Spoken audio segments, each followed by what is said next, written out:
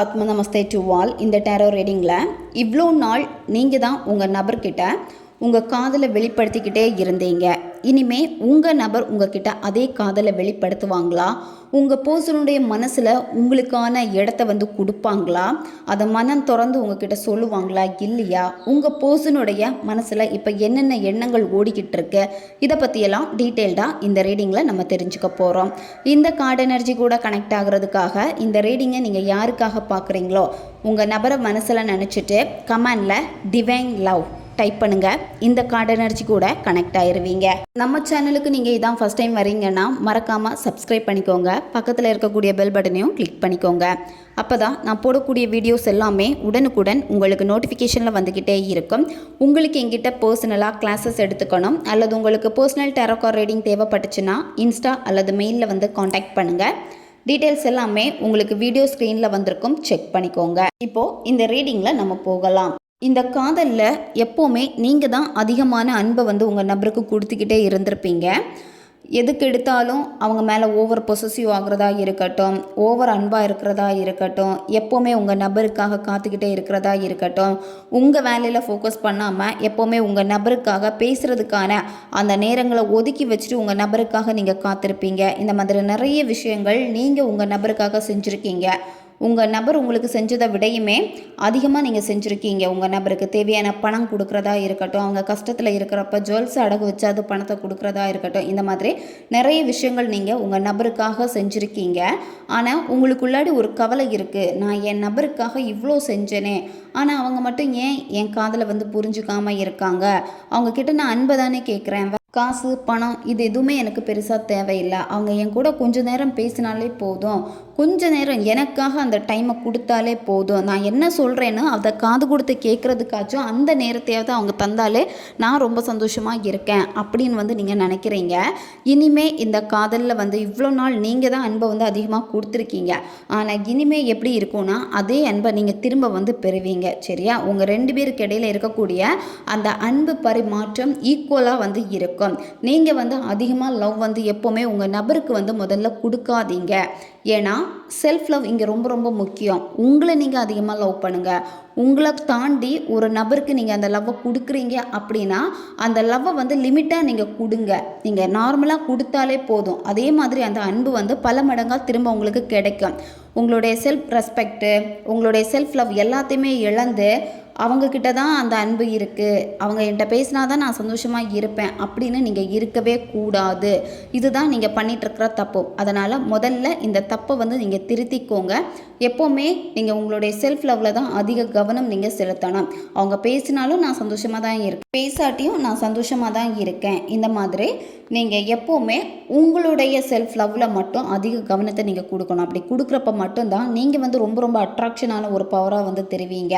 அதாவது எப்போவுமே மற்றவங்க தான் உங்ககிட்ட பேசணும்னு விருப்பப்படுவாங்க. யார் ஒருத்தங்களுக்கு செல்ஃப் லவ் அதிகமாக இருக்கோ அப்போ அவங்க நினைக்கிறது எல்லாமே அவங்களுக்கு ஈஸியாக கிடைக்கும். அதனால் முதல்ல நீங்கள் உங்களுடைய செல்ஃப் லவ்வில் தான் அதிக கவனம் நீங்கள் செலுத்தணும். உங்கள் நபர் இப்போ ரொம்ப ரொம்ப வருத்தப்படுறாங்க. அது என்ன வருத்தம் அப்படின்னா, நீங்கள் அவங்களுக்கு காதலை கொடுக்குறப்போ அவங்க அதை மதிச்சிருக்க மாட்டாங்க. முதல்ல எல்லாம் பயங்கரமான மதிப்பு கொடுத்துட்டு அவங்களுக்கு அந்த லவ் ஈஸியாக கிடச்சதுனால அடுத்து அந்த மதிப்பு தெரியாமல் உங்களை மதிச்சிருக்க கூட மாட்டாங்க. அதனாலே நீங்கள் ரொம்ப அழுதுருப்பீங்க, அவங்கக்கிட்ட கெஞ்சிருப்பீங்க, இந்த மாதிரியெல்லாம் நீங்கள் செஞ்சுருக்கீங்க. இப்போ எப்படி இருக்குன்னா அவங்களுக்கும் நான் மதிக்கலையே இவங்களை அப்படின்னு சொல்லிட்டு அவங்களுக்கும் வருத்தம் இருக்குது. உங்கள் நபர் இந்த ரிலேஷன்ஷிப்பில் இனிமேல் வரப்போ சமமான அன்பை உங்ககிட்ட கண்டிப்பாக பகிர்ந்துப்பாங்க. உங்களுடைய இந்த ரிலேஷன்ஷிப் இனிமேல் எப்படி இருக்க போகுதுன்னா நேர்மறையாக தான் இருக்கும். உங்களுக்குள்ளாடி முதல்ல நீங்கள் மாற்றத்தை கொண்டு வாங்க. உங்களுக்குள்ளாடி அந்த செல்ஃப் லவ் எப்போவுமே பாசிட்டிவாக பேசுகிறது, இந்த மாதிரி உங்களுக்குள்ளாடியே நீங்கள் அதிகமான கவனம் செலுத்த இது என்ன ஆகும் அப்படின்னா, நீங்கள் எந்த ஒரு ரிலேஷன்ஷிப்பில் ஸ்ட்ராங் பாண்ட் வேணும்னு நினச்சிங்களோ அந்த ரிலேஷன்ஷிப்பை வலுப்படுத்த முடியும், நிச்சயமாக முடியும். அது அன்பால் தான் எல்லாமே நடக்கும். அதனால் இப்போ நீங்கள் உங்கள் நபரை பற்றி கவலைப்பட்டுக்கிட்டே இருக்கிறது, உங்கள் நபர் மேலே கோபம் வெறுப்பு அதாவது உங்களுக்கே வந்து தெரியாமல் சில நேரம் உங்கள் நபரை வந்து ரொம்ப திட்டி விட்டுறீங்க. ஏன் இவங்க இப்படி பண்ணுறாங்க அப்படின்னு. அவங்களுக்கு திரும்ப திரும்ப கால் பண்ணுறது, மெசேஜ் பண்ணுறது, அவங்கக்கிட்ட ஏதாவது கேட்டு அதுக்கு நீங்கள் திட்டு வாங்கிக்கிட்டே இருக்கிறது, இந்த மாதிரி செஞ்சுக்கிட்டு இருக்கீங்க. அதை முதல்ல நீங்கள் ஸ்டாப் பண்ணுங்கள். சரியா? அன்பால் எல்லாத்தையுமே மாற்ற முடியும். அதனால் கொஞ்சம் நீங்கள் அமைதியாக இருக்கணும், கொஞ்சம் பொறுமையாக இருக்கணும். நீங்கள் கொடுத்த அன்பு, இவ்வளோ நாள் நிறைய அன்பை கொட்டி கொடுத்துட்டீங்க. இனிமே நீங்கள் கொடுத்த அன்பை திரும்ப பெறுறதுக்கான நேரம். திரும்ப பெறணும் அப்படின்னா நீங்கள் கொஞ்சம் அமைதியாக இருக்கணும். சரியா? இதில் சொன்னது எல்லாமே நீங்கள் ஃபாலோ பண்ணணும். அப்படி இருக்கிறப்ப மட்டும்தான் அதே அன்பு வந்து திரும்ப உங்களுக்கு ஈக்குவலாக கிடைக்க ஆரம்பிக்கும். இப்போ நீங்கள் காத்திருக்க வேண்டியது ரொம்ப ரொம்ப முக்கியம். காத்திருந்தால் மட்டும்தான் உங்கள் நபர் வந்து ஸ்பீடாக உங்ககிட்ட வருவாங்க. நீங்கள் சொல்லலாம், நான் இவ்வளோ நாள் காத்துட்டு தானே இருக்கேன், இவ்வளோ நாள் பொறுமையாக தானே இருக்கேன், எதுவுமே மாறலையே அப்படின்னு. நீங்கள் உண்மையாலுமே நோ கான்டாக்டில் இருக்கீங்கன்னா உங்கள் பர்சனை நினைக்கிறப்போ பாசிட்டிவாக நினச்சிக்கிட்டு இருக்கீங்களா, இல்லை பயத்தோடு நினச்சிக்கிட்டு இருக்கீங்களா, இல்லை அவங்கள சேஸ் பண்ணிக்கிட்டே இருக்கீங்களா, உங்களோட எனர்ஜினால் சேஸ் பண்ணுறீங்களா, அதை முதல்ல நீங்கள் யோசிங்க. அதுலேயே உங்களுக்கு வந்து பதில் கிடைக்கும்.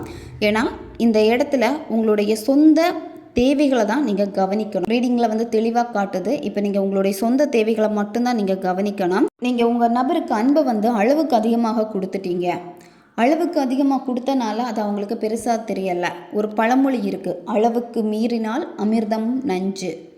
நீங்கள் அப்படி அளவுக்கு அதிகமாக கொடுத்தனால தான் வந்து பார்த்திங்கன்னா அவங்களுக்கு என்ன ஆயிருக்குன்னா, இந்த ரிலேஷன்ஷிப்பை பார்க்குறப்ப ஒரு பொழுதுபோக்காகவே ஆயிடுச்சு.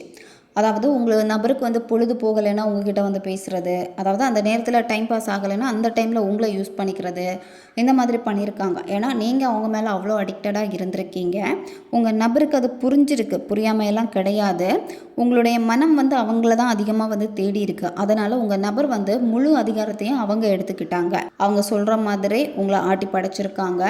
நீங்களும் உங்கள் நபர் பின்னாடியே தான் போய்கிட்டே இருந்திருக்கீங்க. இந்த இடத்துல அந்த ரிலேஷன்ஷிப் எப்படி இருந்திருக்குன்னா, ஒரு நல்ல ரிலேஷன்ஷிப்பாக பார்க்குறப்போ ஆரோக்கியமற்ற ஒரு ரிலேஷன்ஷிப்பாக தான் வந்து இருந்திருக்கு. சரியா? அதனால் அளவுக்கு அதிகமாக நீங்கள் அன்பை வந்து கொடுக்கவே கூடாது உங்கள் நபருக்கு. இப்போ என்னென்னா உங்களுக்கு அதிகமாக பயம் இருக்குது. உங்கள் நபர் திரும்ப வரப்போ அவங்க என் மேலே பாசம் காட்டுறப்போ நானும் மாறிடுவேனோ, அதாவது இப்போ வந்து நீங்கள் கொஞ்சம் மாறிட்டீங்க. ஒரு சிலருக்கு வந்து செக் பண்ணுறப்ப எப்படி இருக்குன்னா, உங்கள் பர்சன் வந்து பேசினா பேசட்டும், பேசலைன்னா பேச வேணாம் அப்படிங்கிற ஒரு மைண்ட் செட்டில் வந்து இருக்கீங்க. அப்படி இருந்தாலுமே நீங்கள் மாறிட்டேன்னு சொன்னாலுமே ஒரு பயம் உங்களுக்கு இருக்குது. அவங்க வந்து பேசினா உங்கள் மனசு மாறும்னு உங்களுக்கு நல்லாவே தெரியும். அதே பயம்தான். அதாவது திரும்ப பேசிட்டு விட்டுட்டு போயிடுவாங்களோ, இந்த ரிலேஷன்ஷிப் மறுபடியும் இதே மாதிரி கஷ்டப்படுமோ, நான் வந்து ரொம்ப கஷ்டப்படுவேனோ அப்படின்னு நினைக்கிறீங்க. ஏன்னா ரொம்ப கஷ்டப்பட்டு தான் இந்த ரிலேஷன்ஷிப் நீங்கள் மெயின்டைன் பண்ணி கொண்டு போயிருக்கீங்க. அது மட்டும் இல்லாமல் ஒரு கட்டத்தில் இந்த ரிலேஷன்ஷிப்பு வந்து உங்களுக்கு கிடைக்காது, நம்பிக்கை போன மாதிரி இருக்கிறப்போ கஷ்டப்பட்டு தான் அதுலேருந்து கொஞ்சம் வெளியே வர முயற்சி பண்ணியிருக்கீங்க. இப்போது அறகுறையாக தான் உங்கள் மனசு வந்து இருக்குது. உங்கள் நபர் வந்து வேணான்னு நீங்கள் டிசைட் பண்ணியிருக்கலாம், ஆனால் முழுமையாக உங்கள் மனசு வந்து அதை ஏற்றுக்கலை. உங்கள் நபர் வந்து பேசினாங்கன்னா கண்டிப்பாக நீங்கள் வந்து பேசிடுவீங்க. இந்த ரிலேஷன்ஷிப்பில் வந்து இனிமே 2 பேருடைய அன்புமே ஈக்குவலாக தான் இருக்க போகுது. அந்த அன்பு உங்களுக்கு ஈக்குவலாக வேணும் அப்படின்னா இப்போ நீங்கள் உங்களுடைய செல்ஃப் லவ்வில் மட்டும் நீங்கள் கவனம் செலுத்தினா போதும். உங்கள் நபர் மேலே நீங்கள் கவனம் செலுத்த வேண்டிய அவசியம் கிடையாது. உங்கள் நபரே சில நேரம் குற்ற உணர்வில் தவிச்சிக்கிட்டே இருக்காங்க. உங்கள்கிட்ட இருந்து எல்லாமே வாங்கியிருக்காங்க. எல்லாமே வாங்கிட்டு உங்களை வேணான்னு சொன்னதுக்காக அவங்க வந்து வருத்தப்படுறாங்க. சரியா? சில பேர் வந்து சுயநலமாக உங்ககிட்ட நடந்திருக்காங்க. சில உறவுகள் வந்து பார்த்திங்கன்னா அவங்களுடைய சிச்சுவேஷன் அந்த மாதிரி இருந்தனால உங்களை வேணான்னு விலகி நிற்கிறாங்க. சரியா? உங்கள் சூழ்நிலைக்கு ஏற்ற மாதிரி இதை வந்து நீங்கள் எடுத்துக்கோங்க. ஆனால் உங்கள் நபர் இந்த ரீடிங் நீங்கள் பார்த்ததுக்கப்புறமா உங்கள் நபர்கிட்ட இருந்து நல்ல ஒரு மாற்றம் வரும். அதாவது அவங்களே அன்பாக உங்ககிட்ட வந்து பேசுவாங்க. நீங்கள் தான் இனிமேல் வந்து அங்கேருந்து அன்பை வாங்கிக்கிட்டே இருக்க போகிறீங்க. இந்த ரிலேஷன்ஷிப்பில் வந்து ஏக்கங்கள் வந்து அதிகமாக இருக்குது உங்களுக்கு. அதாவது கடந்த கால ஏக்கங்கள், பழைய இனிமையான நினைவுகள் உங்களுக்கு இருக்குது. அந்த கடந்த காலத்துக்கே திரும்ப நம்ம போகமாட்டோமா அப்படின்னு உங்களுக்கு தோணுது. ஏன்னா இந்த ரிலேஷன்ஷிப் பார்க்குறப்போ நிறைய பேருக்கு சோல்மேட் கனெக்ஷனை வந்து காட்டுது. ரொம்ப ரொம்ப ஒருத்தருக்கு ஒருத்தர் அவ்வளோ அடிக்டடாக அவ்வளோ நீங்கள் நேசிச்சிருக்கீங்க. அது ஒரு கட்டத்தில் வந்து இல்லைன்னு ஆனதுக்கப்புறமா இப்போ உங்களுக்கு எப்படி இருக்குன்னா, இந்த ப்ரெசண்ட்டையும் வந்து ஏற்றுக்க முடியலை, ஃப்யூச்சர் எப்படி இருக்கும்னு தெரியாமல் இருக்கீங்க.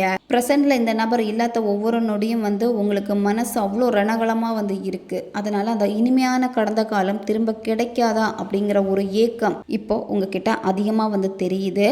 இருந்தாலுமே அந்த இனிமையான நினைவுகளோடு நீங்கள் சில நேரம் சந்தோஷமாக தான் இருக்கீங்க உங்கள் நபரை வந்து நினைக்கிறப்போ. உங்கள் நபருக்கும் உங்கள் மேலே அன்பு இருக்குது. அவங்களுக்கும் இந்த கடந்த கால இனிமையான நினைவுகள் வந்து ஞாபகத்தில் இருக்குது. நீங்கள் நினைக்கலாம் உங்கள் நபர் வந்து எல்லாத்தையுமே மறந்துட்டாங்க, என்னையும் டோட்டலாக மறந்துட்டாங்க அப்படின்னு. உங்கள் நபருக்கு வந்து அந்த அன்பு, பழைய அந்த காதல், அது எல்லாத்தையும் வந்து இப்போ அவங்க மைண்ட் செட்டில் வந்து தான் போகுது அவங்களுடைய கடந்த காலங்கள். இப்போ என்னென்னா அவங்க வந்து உணர்ச்சி ரீதியாக வந்து உடனே அதை வெளிப்படுத்தலை, அவ்வளோதான். இருந்தாலுமே உங்கள் நபருக்கு வந்து உங்கள் கூட வாழணுங்கிற ஆசை வந்து இருக்குது. லைஃப் லாங் வாழணும் அப்படின்னு தான் அவங்க வந்து நினைக்கிறாங்க. சிலருக்கு இங்கே ட்வின் ஃப்ளேம் கனெக்ஷனை கூட இங்கே காட்டுது. சரியா, முற்பிறவியினுடைய தொடர்பில் இது வந்து தோன்றினால தான், அதாவது போன ஜென்மத்துடைய பந்தம் தான் இந்த ஜென்மத்திலையும் வந்து தொடருது. சரியா, அதனால தான் உங்களுக்கு உங்கள் நபரை பார்க்குறப்பவே இனம் புரியாத ஒரு அன்பு, பார்த்த உடனே சடனாக பிடிச்சிருக்கும். அவங்களுடைய அழகை வந்து பார்த்துருக்க மாட்டீங்க, அவங்க வந்து என்ன பண்ணுறாங்க இது எதுவுமே நீங்கள் பார்த்துருக்க மாட்டீங்க. பார்த்ததுமே உங்களுக்கு அவங்கள பிடிச்சிருக்கும். உங்களுடைய இந்த கடந்த கால காதல் திரும்ப உங்கள் வாழ்க்கையில் திரும்ப வரப்போகுது. சரியா, இப்போ நீங்கள் பிரேக்கப்பில் இருக்கீங்க அப்படின்னா இந்த ரிலேஷன்ஷிப் வந்து திரும்ப உங்களுக்கு கிடைக்கும். உங்கள் நபரே வந்து முடிஞ்சு போச்சுன்னு சொல்லலாம், ஆனால் இதில் ரீபிரத் வந்து உங்களுக்கு இருக்குது. சரியா, முடிந்த ஒரு காதல் கதை திரும்ப புதிய தொடக்கமாக ஆரம்பமாக போகுது. அதனால் நீங்கள் கவலைப்பட வேண்டிய அவசியம் வந்து கிடையாது. இந்த இடத்துல கொஞ்சம் நீங்கள் கவனமாக இருக்கணும். அதாவது உங்கள் நபருக்கு நீங்கள் அன்பை கொடுக்குறீங்க, அதே மாதிரி அந்த இடத்துல இருந்து ஈக்குவல் லவ்வை நீங்கள் பெறுறீங்க அப்படின்னா அதுக்கேற்ற மாதிரி நீங்கள் பாசத்தை வந்து பகிர்ந்து கொள்ளுங்கள். சரியா, ஓவராக அவங்க மேலே நீங்கள் அடிக்ட் ஆகவே கூடாது. உங்கள் நபருடைய ஒவ்வொரு நகர்வுகளும் எப்படி இருக்குன்னு நீங்கள் பார்த்துட்டு அதுக்கேற்ற மாதிரி உங்கள் அன்பை வந்து நீங்கள் கொடுங்க. உங்கள் பர்சன் வந்து கடந்த காலத்தில் உங்கள் கூட வாழ்ந்த சில விஷயங்கள் வந்து அவங்களுக்கு கசப்பாக இருந்திருக்கும். அந்த கசப்பான விஷயங்களை சொல்லி தான் ஏதாவது நீங்கள் அவங்கக்கிட்ட பேச ட்ரை பண்ணாலோ அதை சொல்லி தான் ஸ்டாப் பண்ணிக்கிட்டே இருப்பாங்க. ஆனால் இனிமேல் என்னென்னா உங்கள் நபர்கிட்ட இருக்கக்கூடிய அந்த கசப்பான நிகழ்வுகள் எல்லாமே மாறி நல்ல நினைவுகள், சரி, அவங்க கூட இருந்த கடந்த காலத்தில் இருந்த ஹாப்பியான மெமரிஸ் எல்லாமே அவங்களுக்கு வரும். ஏன்னா அவங்க வந்து இந்த காதலை வந்து அனுமதிக்கவே கூடாது அப்படின்னு வந்து நினச்சிருக்காங்க. அதாவது திரும்ப வேண்டாம், முடிஞ்சு போச்சு தான் அப்படின்னு. ஆனால் இந்த பிரபஞ்சத்துடைய விதியில் என்ன இருக்குன்னா இந்த ரிலேஷன்ஷிப்பில் வந்து திரும்ப உங்களுக்கு வாய்ப்பு கிடைக்கும். ஏன்னா நீங்கள் வந்து அவ்வளோ ப்ரேயர் வச்சுருக்கீங்க, அவ்வளோ அழுது நீங்கள் கெஞ்சி கடவுள்கிட்ட கேட்டிருக்கீங்க, பிரபஞ்சத்திட்ட கேட்டிருக்கீங்க, எனக்கு ஒரு வாய்ப்பு கொடுங்க, நான் எல்லாத்தையும் மாற்றிடுறேன், ஒரே ஒரு வாய்ப்பு அப்படின்னு டெய்லி நீங்கள் கேட்காத நாட்கள் வந்து கிடையாது. உங்கள் நபர்கிட்டையும் ரொம்ப கெஞ்சிருக்கீங்க, எனக்கு ஒரு வாய்ப்பு கொடு பார்த்துக்கலாம் அப்படின்னு சொல்லிட்டு. ஆனால் உங்கள் நபருக்கு அந்த வாய்ப்பை கொடுக்குறதுக்கு மனசு இருந்தும் மனசு இல்லாத மாதிரி டபுள் மைண்ட் செட்டாக இருக்காங்க. சிலர் வந்து மனமே இல்லாத மாதிரி, அதாவது வேண்டவே வேண்டான் இருக்காங்க. ஆனால் நீங்கள் வந்து பிரபஞ்சத்துக்கிட்ட முறையிட்டிருக்கீங்க, அந்த பிரபஞ்சம் உங்களை வந்து ஏமாற்ற மாட்டாங்க. அதனால தான் இழந்த காதல் வந்து திரும்ப உங்கள் வாழ்க்கையில் கொடுக்கக்கூடிய ஒரு நேரம் இது. நிறைய பேர் உங்கள் மனசை மாற்றுறதுக்கும் முயற்சி பண்ணியிருக்காங்க. உங்களை சுற்றி இருக்கக்கூடியவங்க, பேரண்ட்ஸு, ஃப்ரெண்ட்ஸு, மற்றவங்க எல்லாமே உங்கள் மனசை மாற்றுறதுக்கு முயற்சி பண்ணியிருக்காங்க. ஏன்னா இந்த ரிலேஷன்ஷிப்பில் நீங்கள் அவ்வளோ கஷ்டப்பட்டிருக்கீங்க, அதனால் வேண்டாம், மூவ் ஆன் ஆகு, இந்த மாதிரி உன்னுடைய சந்தோஷத்தை இழந்து அவங்கக்கிட்ட போய் நிற்க வேண்டிய அவசியம் கிடையாதுன்னு சொல்லி நிறைய அட்வைஸ் எல்லாமே உங்களுக்கு கொடுத்துருக்காங்க. ஆனால் உங்கள் மனசு வந்து அது ஏற்கலை. ஏன் அப்படின்னா இந்த காதல் வந்து இவங்களுக்காக மட்டும்தான் நீங்கள் கொடுத்துருக்கீங்க. அதாவது இந்த பர்சன் மட்டும்தான் என் லைஃபு, வேறு யாருக்கும் இடம் கிடையாது, இவங்க இல்லைன்னா கூட நான் தனியாக தான் இருப்பேன் அப்படின்னு தான் நீங்கள் முடிவெடுத்து இருக்கீங்க. ஏன்னா இந்த ஒரு ரிலேஷன்ஷிப் மட்டும்தான் அப்படின்னு நீங்கள் ஸ்ட்ராங்காக இருக்கீங்க. ஸோ ஸ்ட்ராங்காக இருக்கனால தான் உங்கள் வாழ்க்கையில் ஒரு மாற்றம் வந்து வரப்போகுது. சரியா, அதாவது பழைய சில விஷயங்கள் எல்லாமே அப்படியே விட்டுட்டு நீங்கள் புதுசாக எல்லாத்தையுமே நீங்கள் பாருங்கள். சரியா, அதாவது உங்கள் மனசில் வந்து சில பாஸ்ட் இருக்குது. அந்த பாஸ்ட் என்னென்னா கசப்பான நினைவுகள் இருக்குது, அதை அழிக்காமல் வச்சுருக்கீங்க. இன்னுமே அதை முதல்ல அழிச்சிருங்க. சரியா, மற்றொரு கட்டத்துக்கு இந்த ரிலேஷன்ஷிப் மாறணும் அப்படின்னா நீங்கள் முதல்ல மாறணும். இப்போ வெளியில் தான் சந்தோஷமாக இருக்கிறது மாதிரி நீங்கள் வந்து நடிச்சுக்கிட்டே இருக்கீங்க. யாராவது உங்ககிட்ட பேசினாங்கன்னா நான் ரொம்ப ஹாப்பியாக இருக்கனே அப்படின்னு சொல்லிட்டு சொல்கிறீங்க. ஆனால் வெளியே வந்து முகமூடி போட்டிருக்கீங்க, உள்ளுக்குள்ளாடி அவ்வளோ கதறல்கள் வந்து உங்களுக்கு இருக்குது. மன சுமைகள் வந்து இருக்குது. இந்த ரிலேஷன்ஷிப்பில் வந்து சிலவங்க மறுபடியும் உங்களை மாட்டி விடணும்னு முயற்சி பண்ணுறாங்க. சரியா? அதாவது இப்போ உங்களுடைய க்ளோஸ் ஃப்ரெண்டாக இருப்பாங்க, அப்படி இல்லைன்னா நீங்கள் ஒர்க் பண்ணக்கூடிய இடத்துல உங்களுடைய கொலீக்ஸாக இருப்பாங்க, யாராக வேணாலும் இருக்கட்டும், உங்களுக்கு தெரிஞ்ச ஒரு நபர், அவங்கக்கிட்ட இந்த ரிலேஷன்ஷிப் பற்றி எல்லாமே நீங்கள் சொல்லியிருக்கீங்க, A to Z எல்லாமே சொல்லியிருக்கீங்க. பட் அவங்க தான் உங்களை வந்து சிக்க வச்சுருக்காங்க இந்த ரிலேஷன்ஷிப்பில். சரியா? இது அப்படியே உங்கள் பர்சன்கிட்ட போய் சொல்கிறது, 1க்கு 2ஆக சொல்கிறது, உங்கள் நபருக்கு இன்னும் கோவத்தை வந்து அதிகமாக்குறது, அதை நீங்கள் 3ஆம் நபர்னு கூட வச்சுக்கோங்க. உங்கள் சிச்சுவேஷனுக்கு ஏற்ற மாதிரி நீங்கள் எடுத்துக்கோங்க. சரியா? அவங்க தான் காரணம். அதனால் அவங்கள முதல்ல உங்கள் லைஃப்பில் இருந்து விலக்கிடுங்க. டோட்டலாகவே அவாய்ட் பண்ணிடுங்க. சரியா?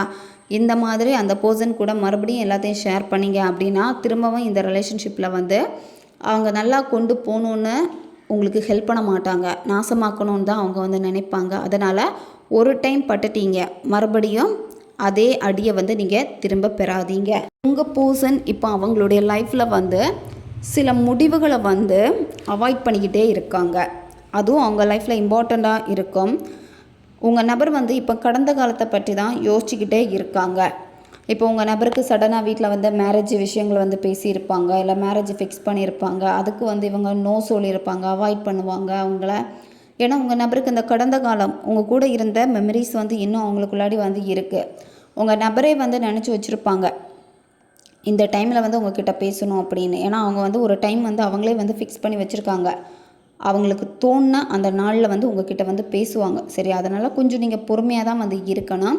ஆனால் என்னென்னா மற்றவங்க அவசரப்படுத்துகிறாங்க, அதே மாதிரி உங்கள் நபருக்கு வேறு சில விஷயங்களில் வந்து முடிவுகள் எடுக்கணும். ஆனால் அது எல்லாத்தையுமே தள்ளி தள்ளி வச்சுருக்காங்க. ஏன் அப்படின்னா உங்களுக்காக தான். சரியா? ஏன்னா உங்கள் பர்சனுக்கும் இப்போ மனசில் வலிகள் இருக்குது. அவங்களும் இப்போ கஷ்டத்தில் தான் மூழ்கி இருக்காங்க, சொல்ல முடியாத சோகத்தில் தான் அவங்க வந்து இருக்காங்க. ஆனால் வெளியே அவங்களும் ஹாப்பியாக இருக்கிற மாதிரி காமிக்கிறாங்க. ஆனால் உண்மையான காரணம் என்னங்கிறது இதுதான். உங்கள் பர்சன் வந்து இப்போ மனசில் அவ்வளோ சுமைகள் வந்து இருக்குது. ஏன்னா தெரியாமல் மற்றவங்களுக்கு அதிகமாக நம்பிக்கையை வந்து கொடுத்துருக்காங்க. சரியா? இப்போ உங்ககிட்ட பேசிகிட்டு இருந்துட்டு உங்களுக்கு நிறைய வாக்குறுதி கொடுத்துருப்பாங்க. அதாவது நம்பிக்கை, நான் இதை பண்ணுவேன், உனக்காக தான் நான் இருப்பேன், நிறைய விஷயங்கள் உங்களுக்கு வந்து சொல்லியிருப்பாங்க. உங்களுக்கு கொடுத்த அந்த வாக்குறுதியை உங்கள் நபரால் வந்து காப்பாற்ற முடியலை. இப்போ அவங்க லைஃப்பில் வந்து பார்த்திங்கன்னா ஃபேமிலிக்கிட்ட வந்து நிறைய வாக்குறுதி கொடுத்துருப்பாங்க, தேர்ட் பர்சனுக்கு வாக்குறுதி கொடுத்துருப்பாங்க. இந்த மாதிரி நிறைய பொறுப்புகள் வந்து அவங்க தலைக்கு மேலே ஆயிடுச்சு, சுமைகள் அதிகமாகிடுச்சு. சரியா? அதனால் இப்போ உங்கள் நபர் எப்படி இருக்காங்கன்னா நல்லா குலைஞ்சு நிற்கிறாங்க. ஏன்னா உறவுகளுக்கு வந்து பொறுப்புகள் வந்து கொடுத்துருக்காங்க. பேரண்ட்ஸாக இருக்கலாம், அந்த தேர்ட் பார்ட்டியாக இருக்கலாம், இல்லை அவங்களுடைய பர்சனல் விஷயங்களில் வேலை சார்ந்த விஷயங்களாக இருக்கலாம். ஸோ உங்கள் சிச்சுவேஷனுக்கு ஏற்ற மாதிரி இதை வந்து எடுத்துக்கோங்க. உங்கள் பர்சன் உங்ககிட்ட சொல்லியிருப்பாங்க, ஃபேமிலிக்காக தான் வேணான்னு சொல்கிறேன், இப்போ அந்த எக்ஸுக்காக தான் நான் வேணான்னு சொல்கிறேன், இல்லை என்னுடைய வேலைகள் தனிப்பட்ட விஷயங்கள், ஸோ அதுக்காக தான் வேணான்னு சொல்கிறேன் அப்படின்னு சொல்லியிருப்பாங்க. ஏன்னா அந்த காதலே வந்து ஒரு தியாகம் பண்ண மாதிரி, அவங்களுடைய வேறு பர்பஸ்க்காக உங்கள் காதலை தியாகம் பண்ண மாதிரி பேசியிருப்பாங்க. ஆனால் இதெல்லாமே நடந்து முடிஞ்சிடுச்சு. ஒரு வெற்றிகரமான திருப்பு முனை ரொம்ப பக்கத்துலேயே இருக்குது. சரியா? கவலைப்பட வேண்டாம் நீங்கள். ஸோ இப்போ இந்த ரிலேஷன்ஷிப்பில் நீங்கள் முயற்சி எடுத்திருக்கீங்க. தற்போதைய முயற்சி வந்து பார்த்திங்கன்னா உங்களுக்கு கொஞ்சம் சோர்வடைய வச்சுருக்கோம். அதாவது எதுவுமே நடக்கலையே அப்படின்னு சொல்லிட்டு மன கஷ்டத்தை கொடுத்துருக்கோம். ஆனால் நீங்கள் எடுத்த அந்த முயற்சியில் வந்து பார்த்திங்கன்னா நல்ல ஒரு மாற்றமும் வந்து இருக்குது. மேனிஃபெஸ்டேஷன் பண்ணியிருப்பீங்க, நல்லா ப்ரேயர் பண்ணியிருப்பீங்க கடவுள்கிட்ட, அல்லது உங்களை பாசிட்டிவாக வச்சுருப்பீங்க. இந்த மாதிரியான ஏதோ ஒரு சேஞ்ச் வந்து நீங்கள் இப்போ பண்ணியிருக்கீங்க. ஸோ அது வந்து உங்களுக்கு சோர்வடைஞ்ச மாதிரி தெரியலாம், ஆனால் அது வந்து சோர்வடையலை. இந்த ரிலேஷன்ஷிப்பில் திரும்ப ஒரு வாய்ப்புக்கான மாற்றத்தை வந்து ஏற்படுத்தி இருக்கு. இப்போ உங்கள் நபர் என்ன நினைக்கிறாங்கன்னா அவங்களுடைய பொறுப்புகள் அதிகமாக இருக்கிறதுனால இந்த ரிலேஷன்ஷிப்பில் வந்து சந்தோஷம் இல்லாமல் இருக்குது. அதாவது உங்களுக்கான டைம் வந்து அவங்களால கொடுக்க முடியலை, சரியாக பேச முடியலை. உங்கள்கிட்டையும் சொல்லியிருப்பாங்க நிறைய பொறுப்புகள் இருக்கிறனால டைமே வந்து உங்க கூட ஸ்பெண்ட் பண்ண முடியாமல் இருக்குது அப்படின்னலாம் சொல்லியிருப்பாங்க. உங்கள் நபர் வந்து ஏன் இப்போ வந்து அவ்வளோ பேசாமல் இருக்காங்க, இல்லை உங்கள்கிட்ட நோ கான்டாக்டில் இருக்காங்க அப்படின்னா இந்த ரிலேஷன்ஷிப்பில் வந்து சந்தோஷமாக இருக்கணும்னு விரும்புகிறாங்க. அதனால் திரும்பவும் அவங்களுக்குன்னு இருக்கக்கூடிய பொறுப்புகளில் இருக்க சுமையை வந்து உங்ககிட்ட காமிக்கணும்னு நினைக்கல. அதாவது கோவத்தை உங்ககிட்ட கொட்டுறதா இருக்கட்டும், உங்கள் கையில் வந்து சுமைகள் பொறுப்புகளை கொடுக்குறதா இருக்கட்டும், உங்களை வந்து அந்த மாதிரி கஷ்டப்படுத்தணும்னு அவங்க நினைக்கல. சரியா? எல்லாத்தையுமே அவங்களே சரி பண்ணிட்டு வரணும்னு தான் அவங்க வந்து நினைக்கிறாங்க. அதனால் கொஞ்சம் நீங்கள் புரிஞ்சுக்கோங்க. உங்கள் பர்சன் உங்கள் வாழ்க்கையில் இல்லைன்னாலும் நீங்கள் வந்து ரொம்ப சந்தோஷமாக இருக்கணும். அதை தான் அவங்களும் வந்து விரும்புகிறது. எப்போவுமே உங்கள் நபர் வந்து உங்ககிட்ட சொல்லுவாங்க இந்த வார்த்தையை, நான் இல்லைனாலும் கூட நீ ஹாப்பியாக இருக்கணும், உனக்கு பிடிச்சதெல்லாம் நீ பண்ணு, நீயாச்சும் சந்தோஷமாக இரு, இந்த மாதிரி சொல்லுவாங்க. ஏன் அப்படின்னா உங்கள் நபருக்கு உங்களுடைய சிரிப்பு வந்து ரொம்ப ரொம்ப பிடிக்கும். அதாவது நீங்கள் அழுதா பிடிக்காது, எப்போவுமே நீங்கள் சந்தோஷமாக இருக்கணும், நீங்கள் எப்போவுமே வந்து மன நிறைவாக இருக்கணும், சோகமாக இருக்கக்கூடாது. அதுதான் அவங்க வந்து விரும்புகிறது. நீங்கள் ஹாப்பியாக இருந்தீங்கன்னா உங்கள் பர்சனும் ஹாப்பியாக இருப்பாங்க. உங்கள் பர்சன் கூட ரொம்ப நாளாக வெளியே போகணுன்னு பிளான் பண்ணியிருப்பீங்க. அதே மாதிரி அவங்க கூட நீங்கள் வெளியே போயிட்டு வருவீங்க. சரியா? ஏன்னா உங்கள் பர்சன்கிட்ட மனசு விட்டு பேசணுன்னு ரொம்ப நாளாக வெயிட் பண்ணுறீங்க நீங்கள். அதே மாதிரி ஒரு வாய்ப்பு வந்து உங்களுக்கு கிடைக்கும். நீங்கள் பிரிஞ்சிருக்கீங்க அப்படின்னா இந்த காதலில் திரும்ப ஒன்று சேர்ந்து வாழ்வீங்க. கணவன் மனைவியாக நீங்கள் இருக்கீங்க, பிரிஞ்சிருக்கீங்கன்னா திரும்ப சேர்ந்து வாழுவீங்க. இப்போ உங்களுக்கு நிச்சயதார்த்தம் ஸ்டாப் ஆகிடுச்சு அப்படின்னா ஸ்டாப்பான அந்த நிச்சயதார்த்தம் திரும்ப வந்து நடக்கும். அதே மாதிரி மேரேஜ் ஸ்டாப் ஆகிடுச்சு அப்படின்னா அந்த பர்சன் கூட திரும்ப உங்களுக்கு மேரேஜுக்கான பேச்சுக்கள், மேரேஜ் வந்து நடக்கும். இந்த மாதிரி ஒரு புதிய நிலையான ஒரு தன்மைக்கு வந்து இந்த ரிலேஷன்ஷிப் இனிமேல் வந்து மூவ் ஆக போகுது. நீங்கள் இனிமேல் எல்லாத்தையுமே சந்தோஷமாக கொண்டாட போகிறீங்க. ஏன்னா உங்களுடைய காதலில் சில ஆசைகள் எல்லாமே உங்களுக்கு ஃபேவராக காத்தடிக்குது. சரியா? அந்த காதல் காற்று உங்கள் பக்கம் வீசி இருக்குது. அதை நீங்கள் உணர்ந்துக்கோங்க. அதனால் இப்போவே நீங்கள் சந்தோஷமாக இருங்க. உங்கள் பர்சன் கூடயே ஹாப்பியாக வாழ்கிற மாதிரி, ஹாப்பியாக அவங்க கூட வந்து அவுட்டிங் எல்லாம் போயிட்டு வர மாதிரி நீங்கள் கற்பனை பண்ணுங்கள்.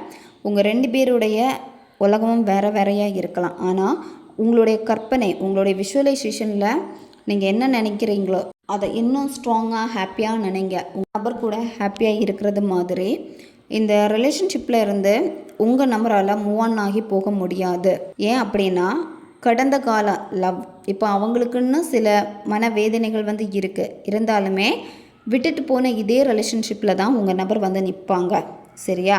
ஏன்னா அவங்களே சொல்லுவாங்க, நானே விட்டுட்டு விலகி நிற்கலான்னு நினச்சாலும் என்னால் முடியலை அப்படின்னு சொல்லிட்டு உங்ககிட்ட வந்து பேசுவாங்க. உங்கள் பர்சன் இப்போது தனிமையை தான் விரும்புகிறாங்க. இப்போ உங்கள் நபருக்கு வந்து உங்ககிட்ட பேசணுன்னு விருப்பம் இருக்குது. அவங்க நினச்சா இப்போவே உங்களுக்கு கால் பண்ணுவாங்க, இப்போவே உங்களுக்கு மெசேஜ் பண்ணுவாங்க. ஆனால் என்னென்னா உங்கள் நபர் அவங்களுடைய ஃபினான்ஷியலில் வந்து கொஞ்சம் அவங்க தனியாக நிற்கணும்னு நினைக்கிறாங்க. கொஞ்சம் அதை வந்து இன்னுமே இம்ப்ரூவ் பண்ணணும்னு நினைக்கிறாங்க. அதனால தான் வந்து பார்த்திங்கன்னா கொஞ்சம் சோகமாக இருக்குது. உங்ககிட்ட பேச முடியலைன்னு சில தவிப்புகளும் வந்து இருக்குது. இந்த ரிலேஷன்ஷிப்பில் ஸ்ட்ராங்கான புதிய தொடக்கம் வந்து இருக்குது. கமெண்டில் வந்து நியூ பிகினிங்னு வந்து டைப் பண்ணுங்கள். ஏன்னா இதில் வந்து திரும்ப திரும்ப உங்களுக்கு என்ன சொல்ல வராங்க அப்படின்னா கார்டில் பார்க்குறப்பவே நியூ பிகினிங் வந்து இருக்குது. முடிஞ்சு போன உறவு திரும்ப ஆரம்பமாகும். அதனால் நீங்கள் கவலைப்படவே படாதீங்க. ஏன்னா உற்சாகமான ஒரு காலகட்டம் உங்களுக்கு கிடைக்கும். சரியா? ரொம்ப நாளுக்கு அப்புறமா எதுக்காக இவ்வளோ நீங்கள் வெயிட் பண்ணீங்களோ அதில் ஒரு வெற்றி உங்களுக்கு வந்து கிடைக்கும். ஏன்னா ஒரு வாய்ப்பு வந்து இருக்குது இந்த ரிலேஷன்ஷிப்பில். இந்த ரிலேஷன்ஷிப்பை நீங்கள் ரொம்ப ஸ்ட்ராங் பண்ணணும்னு நினைக்கிறீங்கன்னா நீங்கள் சின்ன முயற்சி எடுங்க.